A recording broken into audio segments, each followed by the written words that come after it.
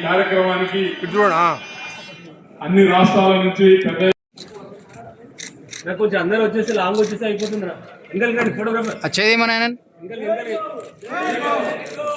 రాజస్థాన్ సర్దార్ సర్వాయి ఆశయాలు రాజస్థాన్ సర్దార్ సర్వాయి పాపన్న గౌడ్ ఆశయాలు రాజస్థాన్ నారాయణ గురు ఆశయాలు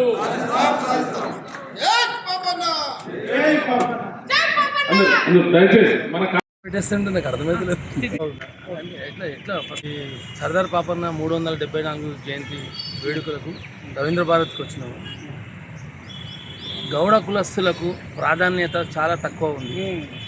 వెరీ గుడ్. ప్రతి గవర్నమెంట్ వస్తుంటుంది, ఎవరు వాళ్ళు చూసుకుంటారో వెళ్ళిపోతారు, కానీ గౌడ కులస్తులను ఎవరు పట్టించుకోరు.